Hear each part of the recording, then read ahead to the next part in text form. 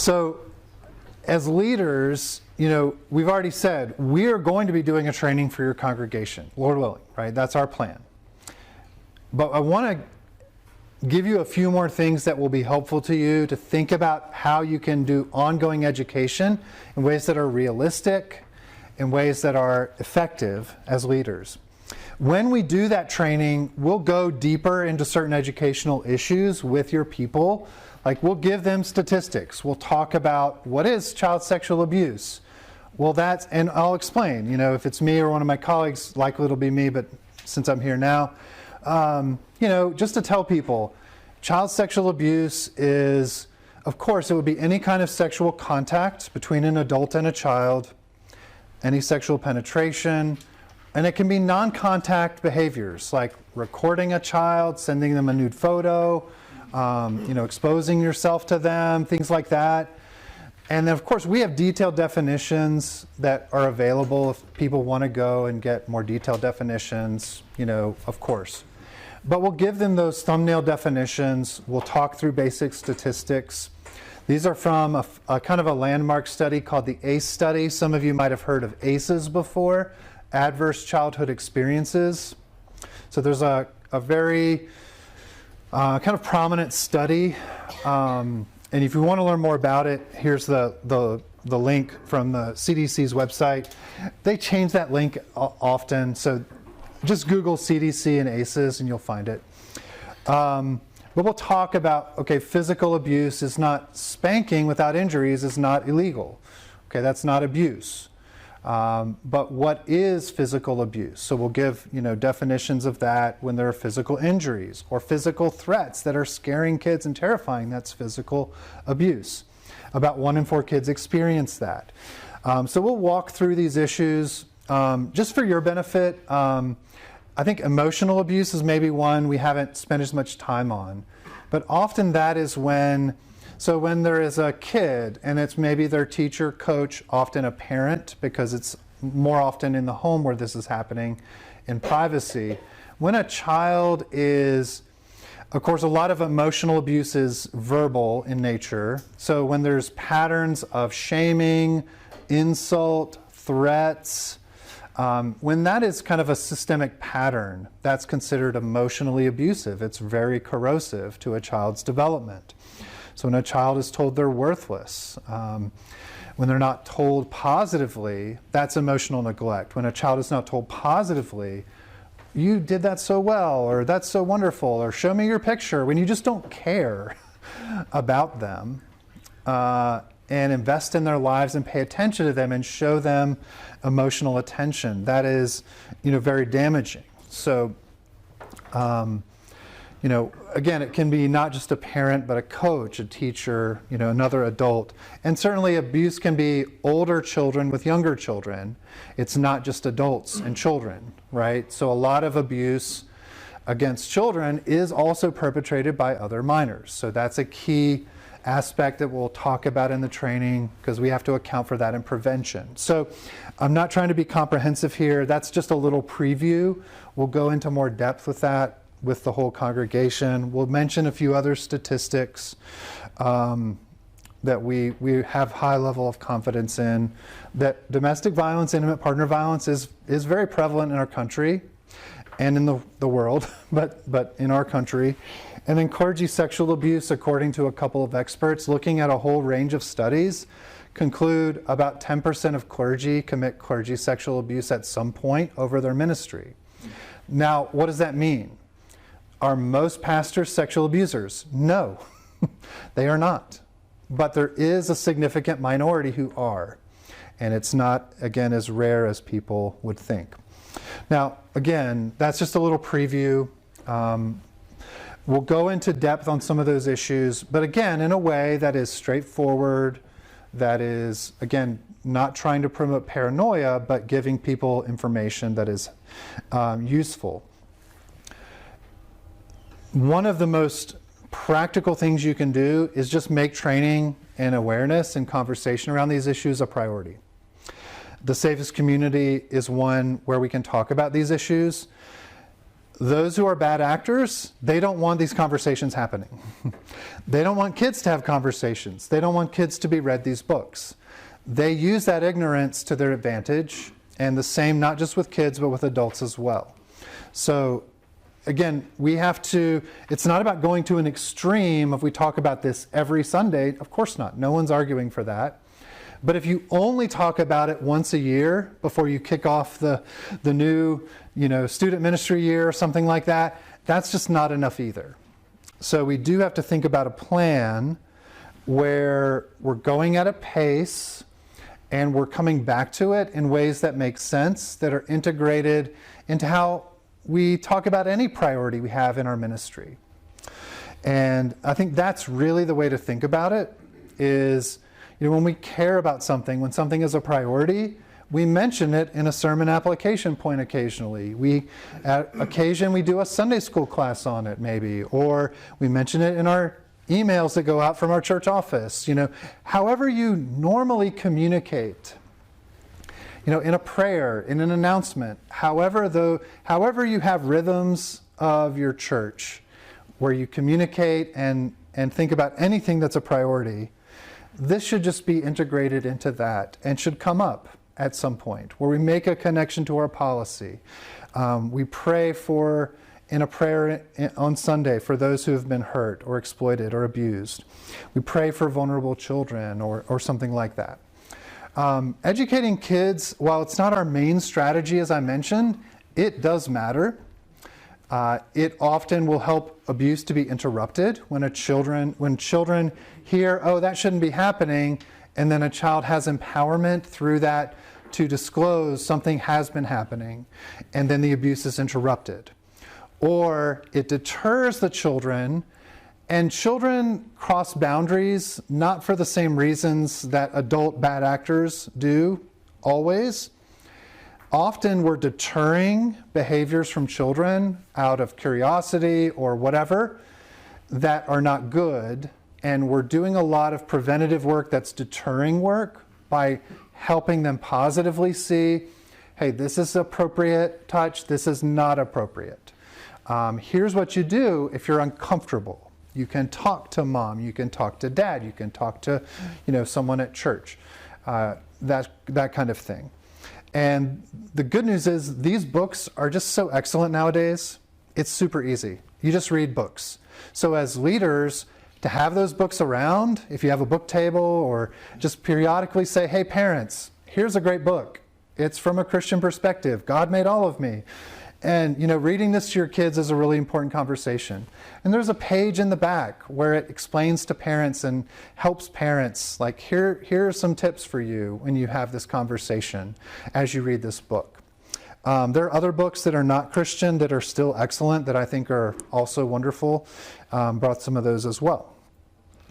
And then for adults, I think it's really good to alternate between outside expertise and your internal voice. If the only voice they hear is from Grace, it'll still be good, but I don't think it's as powerful, because I'm going to get back on a plane at some point and go home, and I'm not going to be here. But when they hear you as leaders speaking and growing into a voice on these things, they hear, again, if it's in this year, we do the training with the congregation, and maybe you decide, next year, let's invite someone from a local child advocacy center to come and speak, or someone from an intimate partner violence shelter, or a Christian therapist who works with survivors to talk about how do you walk alongside someone in your church community, a friend who is a survivor. What would be some things to keep in mind? And just have someone come and speak about that. Just alternating that with your internal voice. And for your internal voice, it's just about starting with something small and realistic and getting more comfortable and then building on that. And so putting some time and resources to that. And, that's why we give you this training also. We want you to take these things, wrestle with them, think through them, and put them to use. You're not going to be able to conduct a training like this. That's not the point of it. That's not helpful. It's a lot. but to take a piece of it and to take what you're learning and put it in your own words and in a format and help, again, not just for your volunteers, yes, your volunteers, your staff, but parents and the wider congregation. That really makes a difference. And so that means you have to, at times, overcome barriers for people coming to something like that. So when we come back, Lord willing, to do the congregation-based training, I want to challenge you as leaders to think, what are some of the barriers that when you announce the training is going to be happening, that some of the people are going to tune it out and say, well, that's not for me. But is it for them? It is for them. Who does abuse impact? Everybody on some level. And again, it's not about the negative part of that, although that's real. Positively, all of us contribute to this being a place of health, of safety, of healthy spirituality and interaction. And that takes all of us together. So this is about all of us getting education and skills to contribute to prevention, a culture of protection. And that's what the training's about. That benefits everybody. That's about our whole community. So if the barrier is, well, I don't work with the students or serve in the nursery, so why would I even need to come? If that's an attitude of some of your people and you already know that, because you know your people, how do you say that in the announcement and address that? How do you give them a vision for even coming to the training? Jesus spoke about these issues. And so, to me, I would encourage you. The two most powerful things to do to address that, any barrier, is to bring it back to Jesus and the Bible and to frame it positively. All of us contribute to this being a place of safety and respect. God cares deeply about each person. God cares deeply about our community, that this community, our community, Grace Bible Church, is a place of safety, is a place where vulnerable people are protected. And that takes all of us getting education and skills and working on this together. For you to say that, that's powerful. Again, using your voice. So again, that's a thing for you to come back to as leaders and talk through. Okay, how are we going to frame that for people and encourage people and address any barriers that are, you can't address all the barriers, but there are probably some obvious one or two you can think of and work on that. All right, questions about that? And that all of these areas are connected. When we get better at connecting this to our Christian faith, bringing in education, that really sets the table for healthy interactions and boundaries and accountability when needed. It really, all of these areas work together. And when we invest in that, it really does, help shift attitudes of denial. It really will make a difference. Questions, thoughts on any of that practically? Is that overwhelming to think about?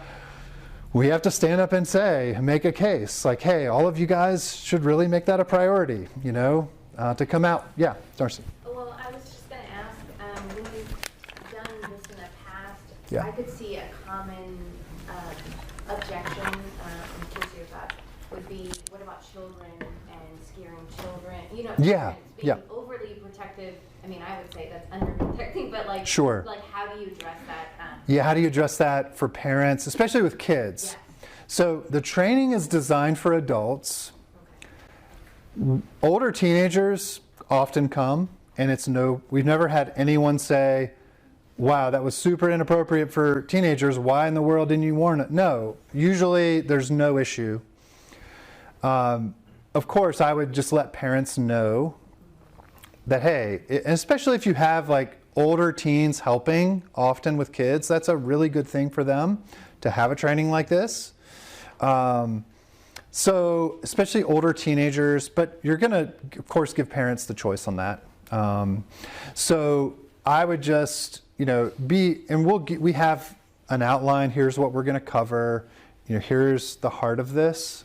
And so, yeah, but that's where Jesus talked about this.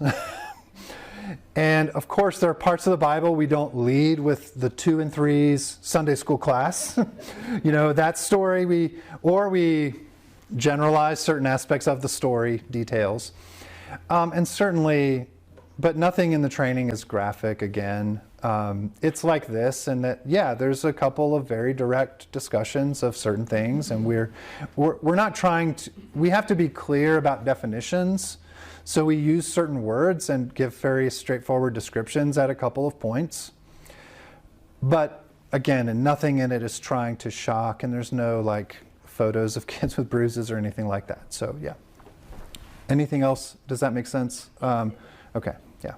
Anyone else? Yeah. What do you think is at like the root of the denial? It seems like in churches with Christians, like it's Yeah. so like what is that? So there's probably a need for a fairly nuanced answer, because I think there are several things going on there. But I'll hit two things quickly. One is when we are dealing with difficult realities, part of the ways as humans we protect ourselves is by going into denial. Like it's too painful and overwhelming. Our brain is going to protect us by shutting down and shutting off that reality in some way. Often so researchers have seen this. So there's a type of research on something called betrayal blindness, where your brain and you just can't handle the reality, so you put it to the side for now. So sometimes that's part of it. So that's where we want to be sensitive to people who are being overwhelmed by something that's really hard. At the same time, of course, as leaders, we're trying to responsibly help people face a certain reality, because we're called to be responsible and to be properly vigilant. And so another thing, though, that is a part of it is that dynamic of that happens over there, so it's safe for me to talk about it over there. Like Larry Nassar is the safe example we can use, right? Because it's happened at a university that's a secular university and a secular, our country's gymnastics program. He was highly involved in his Roman Catholic Church. He ran for school board after he was arrested and got 22% of the vote in his community. There's all this crazy stuff around that. And we can say, well, that's those Roman Catholics, and that's safe too. And that doesn't happen in our kinds of churches. No, it does. And so part of it is, it's that us versus them framing that, sure, the Bible talks about the world and being apart, but when that is universalized in unhealthy ways in churches, and it is, because people who are corrupt love us versus them framing, love all or nothing framing, that can really serve their purposes. So that can really be put to use to do some really bad things, right? In countries, in any kind of setting, and in churches. So we have to be wary of that. And that's why, again, the reality of this is that it's people known, it's people who are trusted. And that means it's people who are part of my church in Virginia. When it does happen, it's not some stranger typically, although that can occasionally happen. But it's usually someone in my community that I know that's part of us. And that's hard for people to accept. So I think just being aware of that and making sure that we're helping people process through that in a healthier way, I think is important. So I think that's part of what drives it too. So there's that betrayal blindness thing, but then there's that us versus them. It's those people, those Catholics, those secular people, or whatever. Well, of course it happens anywhere. Yes, abuse is a problem in secular spaces, but it's a problem that's not the point. The more relevant question is, what are we doing in our community, right? And that's why you've invited me here. So, all right, good thoughts, good questions. All right, let's keep going. There's a couple of areas of education that we think are especially critical that we're going to do with the congregation-based training. But I just want to give you a preview of them here because some of these issues really are important for leaders to get and get right. So the training we do with your congregation, the first segment, it's like this in that we're going to do like every hour we take a break, and it's 4 segments just like that. It's not the framework for leaders because they're not leaders, but you'll be there too. The simple goal of this training is to give you education and equipping as leaders to cultivate as leaders the type of culture we need for prevention and response. The goal of the all-adult training that we're going to do, the safeguarding training we do with everybody, is to give every individual adult education and skills so they can contribute to that in good ways. So they fit hand in hand. The first segment of that training is just going to be foundational issues, kind of what we've already done today. Because again, it's worth always getting a foundation built where we're on the same page about what is abuse, what are those common dynamics, what does God say about it? That's the first segment. The second segment is all about what is the impact of abuse? How does that impact survivors?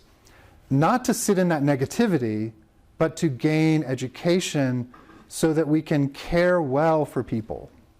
So we're going to introduce ideas about trauma, not on a technical level, but on a broad layperson level, so that we're equipped to love as Jesus would love. And we're going to go into very practical issues, like if someone starts to tell you about their story or experience of abuse, what do you say to them? What do you not say to them that could hurt them? Even if it's usually not your intention to hurt them, but survivors often hear words that people say that are hurting them. So what does that mean? What does that look like? So we're going to go into those practical skills. So we're not doing that today because you're going to be there, Lord willing, and you're going to get that then. But we're going to walk through that. But I did want to give you a few things, and that's 1/4 of the whole training is just focusing on that issue because it's so important. Another 1/4 of that training is just walking through what are the tactics that abusers often use. So what is grooming? What does that look like? How can we better recognize it? So we're going to walk through a detailed story and just practice those skills and other tactics, not just grooming. So that's that's the third segment of the training. So I'm just going to say a few things about it here, but that's not enough. You're going to need to be at that next training to get all of that. But just to set the table a little bit for that, I'll say this in the training with everyone, but I want you to hear it. When Jesus was asked, the story of the Good Samaritan was prompted by a question, right? By the man who wanted to justify himself. And the question was, basically, what does it mean to know God and following God's commands and loving God and loving neighbor? Those are important commands. And the man said, who is my neighbor, right? Because he wanted to justify himself and make it realistic and all of that. And so Jesus tells a story to answer the question, who is my neighbor that I'm called to love? And what does it mean to really love our neighbor? To answer that question, Jesus told a story about a man who was assaulted. So just sit with that for a second. To answer the question, what does it mean to love our neighbor? And who is the neighbor we're called to love? Jesus told a story about someone who was abused, someone who was assaulted. I just think that is so profound that that's where Jesus goes. And I just want all of us as Christians to think about that for a moment. And that's why we have a whole 1/4 of the training is just focused on that. What does it mean to respond? To care for someone? And as we've seen statistically, we know our churches are full of people who have had really horrible experiences, whether it's in childhood or adulthood. So what we're going to do in the training with everybody is we're going to walk through, again, trauma basics, nothing super technical. And then just basic things surrounding what often survivors or victims are, they're having a hard time coming forward. Why is that? So you would never do this, but I know leaders who have said to survivors, well, why didn't you come forward sooner? Well, that is one of the worst things you can say to a survivor. Why? Because you're just not getting their experience on any level. Think about what we've said about abuse so far. When someone who has power and trust and then uses that to violate someone who is more vulnerable, and now you're saying, oh, you've been violated or exploited by someone who holds power and trust. Why didn't you just immediately make yourself vulnerable again to people who hold power and trust? When you say it that way, it's clear. Of course it would be hard for someone to come forward when they've been violated by someone who holds power and trust. So don't say that. It's difficult to talk about something so painful, so personal, and to, again, make yourself vulnerable, because many survivors have a realistic fear that when they come forward, they are not going to be supported or believed. And it's very important that we do. And so we'll talk about this a little bit, but especially with you as leaders, I want to raise the issue here. We hear things today in this day and age like, well, you have to believe victims, and it's important to immediately believe victims. Well, that is true. And sometimes the pushback is, though, okay, but what about false allegations? And even though statistically we know the false allegations and the percentage of the allegations that are false is very minor. It actually statistically is. I would never argue that there aren't false allegations. So how do we think about that as Christians? And as I said before, as Christians, we're called to pursue the truth and to seek the truth and to seek justice. So it's important to know so when we talk about initial posture towards someone who starts to talk about their story, we are going to coach people to take a posture of belief. And I just want to raise this issue with you all to get, if you had any thoughts or any objections. But here's how we typically would explain that. Is we talk about the story of the Good Samaritan. And he was on the side of the road, clearly needed help. He needed help. The Good Samaritan, stopped and helped. The religious person, the pastor of the day, ignored him, crossed the road on the other side, and kept going. God calls us to be like the Good Samaritan. When someone needs help, when someone says, this is what happened to me, we do take a posture and we do say, I am so sorry that happened to you. When I was a pastor, it would not have done for me. And by the way, because I was at a point still when I was pastoring, when I was speaking up about these issues, we did training for our whole church, when I was in Atlanta and Columbus. I would have people in the church come up to me and trust me with their story, that yes, they are a survivor of abuse. I would say probably more than 1 in 4, 1 in 6, and my churches disclosed that they were survivors, based on the conversations I would often have. So when you prepare people to say, I'm so sorry that happened to you, as the response when someone talks about their story, we just explain it and say, look, it doesn't do any good to say, well, if that did happen to you, I'm so sorry. Like, that's really not helpful. That's often really hurtful. Now, what is important to remember is the context. So when people push back about believing victims and say, well, what about due process? What about innocent until proven guilty? What about proof beyond a reasonable doubt? Well, where do those terms apply typically? Where do those terms apply? Due process, proof beyond a reasonable doubt, innocent until proven guilty. We apply those in a criminal courtroom, typically. When you're having a conversation, you're on the side of the road with someone. And every survivor knows, by the way, if someone is going to be held accountable formally, there will have to be a process And no one's arguing there shouldn't be a fair process where we seek the truth. But that's not what's happening in that conversation. In that conversation, the issue is, what is your role? In that conversation, you are not an investigator. You are not a judge. You are not a jury. That is not your job. That is not your role. In that moment, you are called to be a minister of Jesus in that situation. And to say, I am so sorry that happened to you. That should not have happened to you. Is there anything I can do for you? And I'm so sorry. Like, that is what is called for. And that's because we're not in a criminal court or a civil court. We're not in a church discipline process either. All we're having at that moment is that interpersonal interaction. And I think we're called by Jesus to respond in certain ways like the Good Samaritan responded. That does not mean there may not be an appropriate investigation. There, of course, very often will need to be.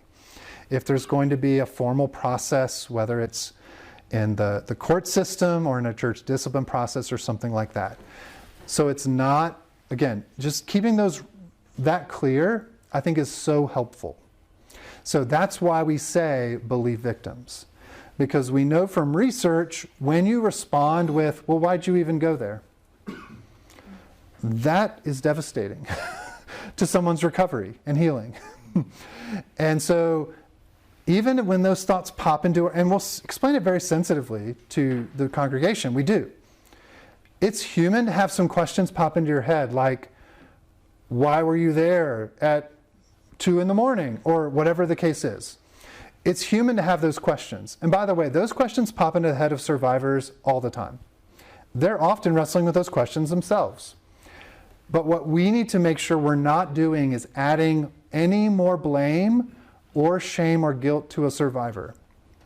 Often they're already really struggling with that, and we need to try to lift and share and carry that burden with them because we're meeting them on the side of the road.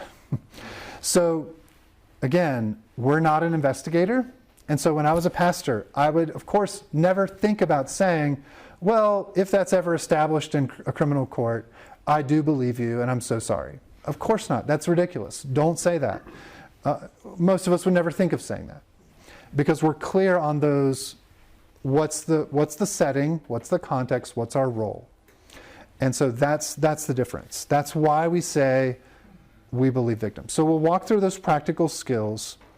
And if you want to talk about that more, if you're like, well, if there's any concern about that, just let me know. Whether on a sidebar, over lunch, or now, if you want to just get it out there, please do. So we're going to walk through those kind of core issues. And we're going to talk about what does it mean to be trauma-informed, and take a trauma-informed approach. So we'll educate on some trauma basics. And I'm going to give you a little bit of that here as leaders. I'm not going to give this to them because this is about how do you, as a leader, think about your organization being trauma-informed. And I realize I haven't even explained what trauma is on a lay level, but that's coming in the training. But just realizing trauma, not just from abuse, but from many different aspects of life, impacts a lot of people in the world and certainly in our communities.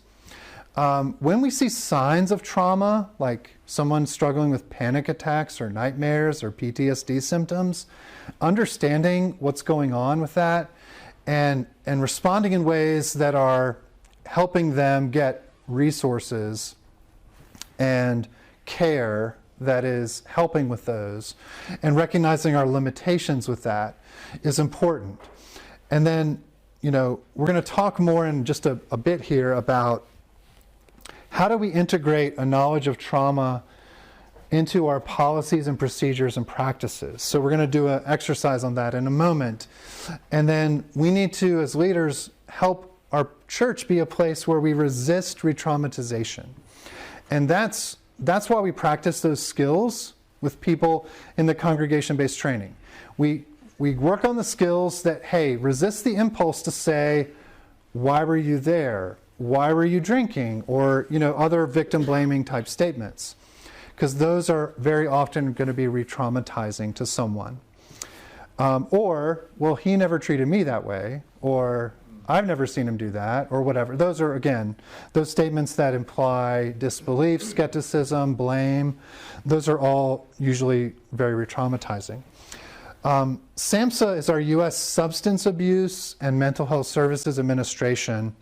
They have about 30-page summary document on trauma that is really helpful. And they talk about 6, so that's where this is from, by the way, what does it mean to be a trauma-informed organization? And then they have 6 trauma-informed principles.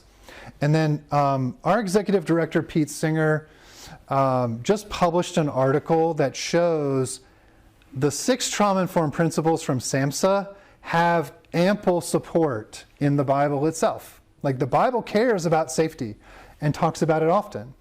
The Bible cares about trustworthiness and transparency and these other aspects of trauma-informed principles. So Pete's article just published. I'm glad to share that with you all if you're interested. But these trauma-informed principles, because it's accounting for what trauma is, and when we respond to someone who has been abused, abuse is a deep violation of safety. So when we respond to them, guess what? A key priority for us as we respond and try to help someone has to be focusing on the issue of safety. So we're going to do an exercise now to practice that a little bit. So scenario 4 on your sheet. So it starts off this way. Trauma is a common impact from abuse. In pastoral care, we have to account for the harm and reality of trauma. Good pastoral care and support accounts for the nature of trauma and its potential impacts. Some basic starting principles to account for are, number 1, safety.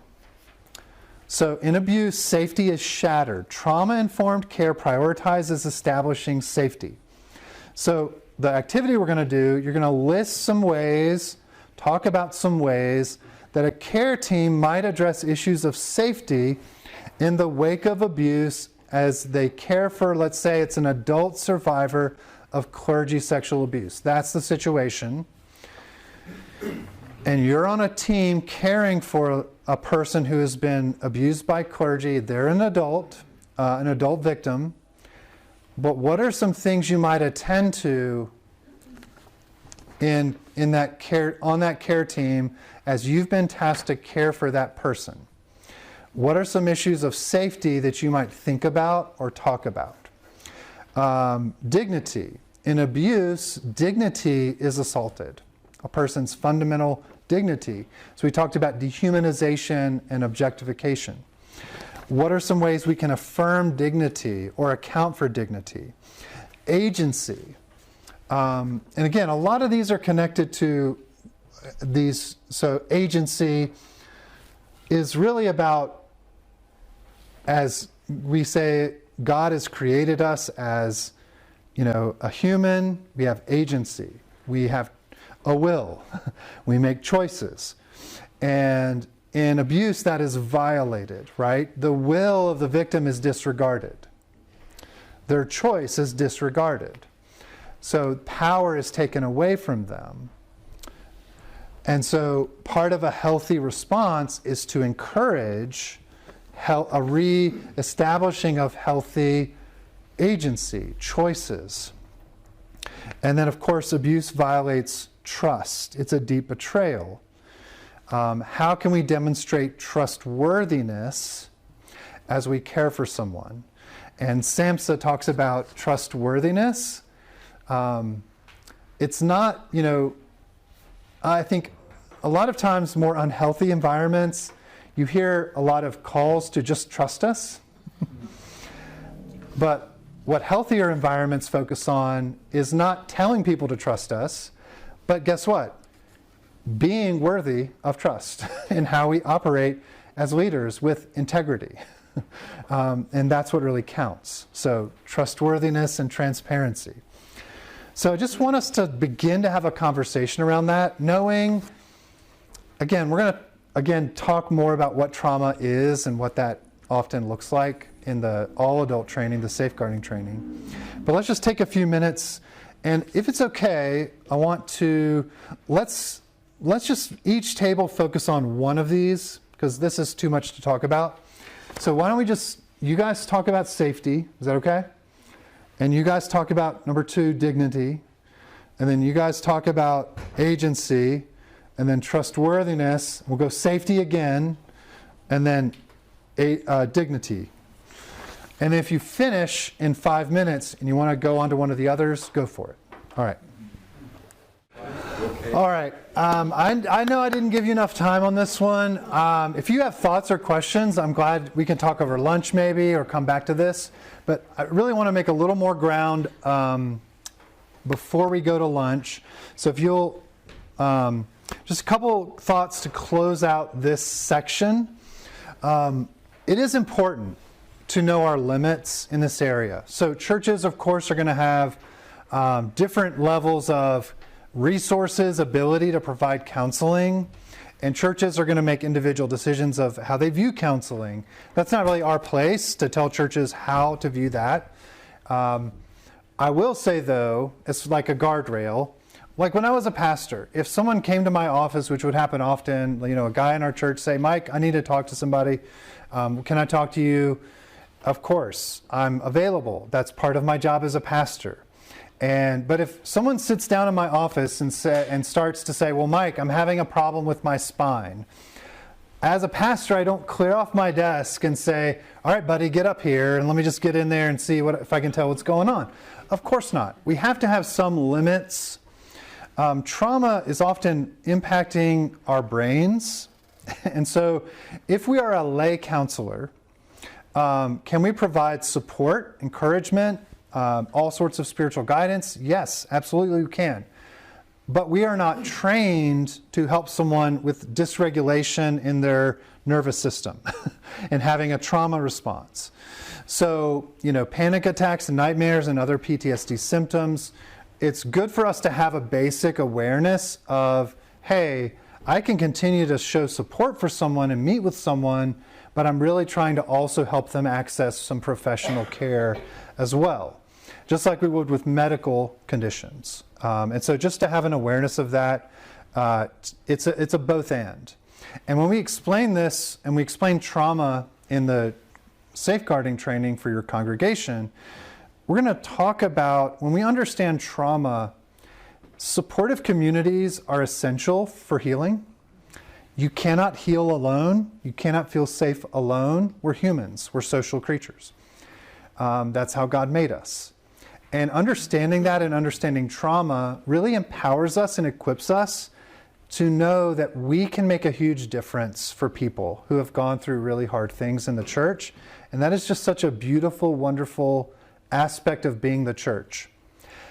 At the same time, if we're not trained medically or in mental health practices with the brain and other physical things, we need to know our limits on that and respect that as well. There's a couple slides here by way of summary that we're not going to go through now, but they're here for your benefit if you want to revisit those. But these are the things we're going to talk about with the whole church in the congregation training. All right, quickly, before lunch, I want to briefly touch on this idea of offender dynamics and education about offenders. I mentioned Psalm 10 is a whole psalm about those who are predatory and their attitudes and what they do and how they think. And when you look at that psalm, there is this attitude of entitlement and arrogance throughout the whole psalm that we've been talking about. And this idea of intentionality is all through the psalm as well, that someone is very intentionally, waiting and trying to make opportunities to look for people who are vulnerable. And then the attitude through the psalm is, and I'm obviously encouraging you to go back and spend more time with the psalm, but very briefly, the idea is that God will not see this and God will not hold me accountable. And then the psalm ends with a prayer for accountability. Break the arm of the wicked. I don't think that's advocating torture. The idea is that the arm is a symbol of what? Power, someone's ability to affect things. And so the prayer is take their power away. What do abusers need? They need to have their power taken away so they can't keep hurting people.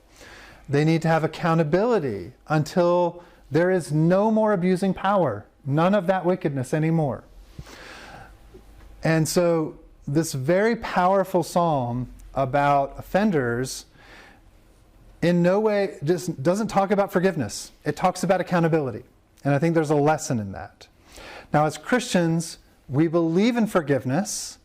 We believe in grace. That's at the heart of our faith. However, abusers know this, and they twist reality and often use ideas about grace and forgiveness to try to deflect accountability, deflect consequences. And we need to make sure that our main focus and what abusers, if we care about them, which we do, if we genuinely care about and love someone who is abusing power, what they need is accountability first. That's what's needed. So we'll talk about that more. And then we're not going to do the detailed work here, but that's coming, where we talk about the tactics that are often used. We have studied these tactics now, and we know what they often look like. That doesn't mean it's easy to notice always, of course not. But we're going to walk through a couple of broader sets of tactics. They're really sets of tactics, grooming, and something called DARVO. Has anyone heard of DARVO before? A couple, yeah. So DARVO is an acronym. It stands for Deny, Attack, Reverse the Victim and the Offender. Researchers have looked at when someone abuses power in a system, whether it's a company or a church or wherever. When someone raises a concern about their behavior, when someone raises an allegation even, when we look at confirmed cases of abuse, what does someone who abuses power do when someone raises a concern or an allegation? The answer we now know is often DARVO. They try to deny it if they can, or minimize it in some way, or they go on the attack, or they try to pretend they're the victim in the situation. And the research shows this often works because the person doing it has a lot of power. And it's very effective often at interrupting a process of accountability. So again, no one's claiming we just assume people are guilty. No one's arguing for that. We're saying we have to have a process where we assess what's appropriate. But DARVO is designed to shut that down and stop the process from going forward. Stop us from seeking the truth. So we're going to talk about that as well. So again, that's coming. So if you came to this training thinking, I'm going to be taught about grooming, no, you're not. Not today, but you will. That's coming. All offending involves what the experts call cognitive distortions. It just means twisting reality. And that's what we've been talking about since the beginning when we talk about deception and manipulation. That's at the core, that's a core dynamic of abuse. When someone is a known abuser, a known offender, it's important that ministry, so I'm telling you this as leaders, it's important that ministry to known offenders, we need education to know what those patterns often look like so that we're able to push back against them. Because, it's in research, but in our experience and my colleagues, when someone is caught and they can't deny the abuse anymore, when we get to that point, almost never is there a switch that is flipped and now they stop twisting reality. Often it just shifts. And the focus of it is not denying it anymore, but minimizing it, or trying to excuse it in some way, or trying to put the blame off on the victim or someone else. So I was just in a hard place in my life at that time, and my wife wasn't speaking to me, and I was lonely, and this kind of just happened. Well, all of that is classic kind of distortions. It's twisting reality.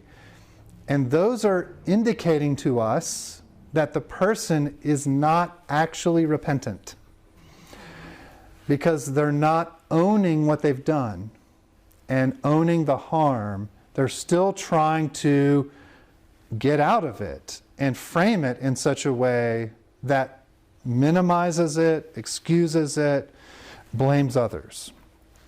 So look at scenario 5 on your sheet. And I'm just going to read this. And I will just say, we help churches dealing with known offenders all the time. And these are very common conversations that churches have with a known offender.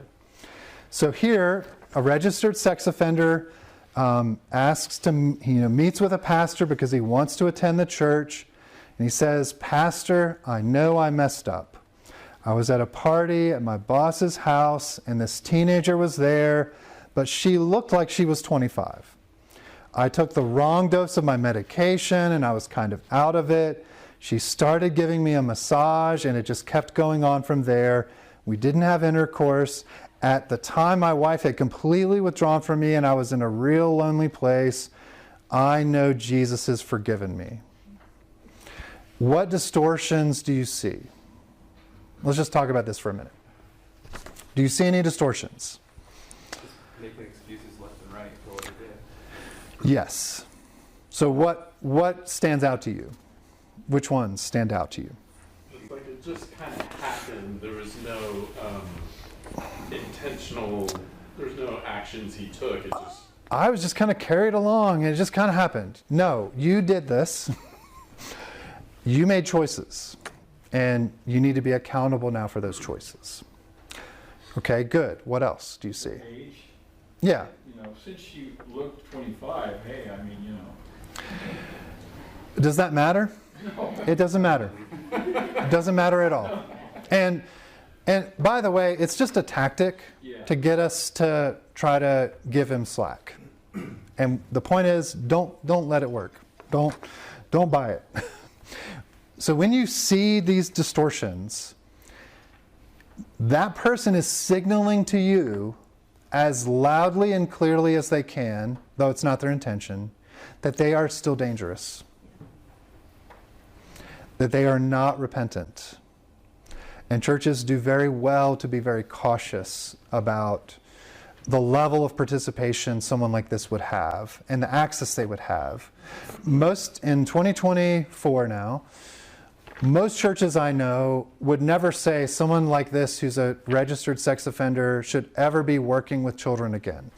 I don't know of a church, there are a few churches that are that, ostriches with their heads in the sand, that they would still hire a pastor who is a registered sex offender or have them work with students. But most churches know, of course not, that wouldn't happen anymore. We would never do that.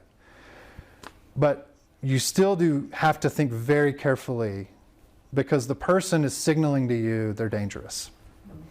And what does pastoral care and ministry look like to someone like that? You have to do it very thoughtfully and very carefully. And what I would argue for is, yes, are we Christians and do we believe in forgiveness and grace? Absolutely we do. But to care for someone and love them well means, pastoral ministry means, we have to push back and call them to be accountable for what they've done. And Jesus said, like in Luke 17, if your brother sins, rebuke him. The first stage is what? Rebuke. That's about accountability. If he repents, what is repentance? Is it just words? Is that what the Bible means? No. It can include words, but it means turning away, right, from evil. Being accountable, changing. That's about work, that's about time, that's about ownership. And again, it's all about accountability. That's the first two things Jesus talks about, rebuke and repentance. If he repents, then he talks about forgiveness. So we can't put forgiveness first. We have to, and again, someone who is saying, this just kind of happened. And by the way, no, she did not start giving an adult a massage. That's a lie. It didn't happen. So pastors sometimes say, well, what about, or sometimes I have these conversations with leaders. Well, what if the vulnerable person initiates it? It doesn't matter. The person with power has the power to say, no, the boundary's here, the boundary's not going anywhere. So it's never an excuse to say, again, a child or a more vulnerable adult started something. That's never an excuse. Second of all, in our experience, almost always, it's a very brazen lie when someone says that. They initiated it. More vulnerable people don't initiate that kind of behavior with pastors almost ever, or adults even. So just be aware of that. So again, just a little bit of education around that. We'll come back to that in more detail, as I mentioned.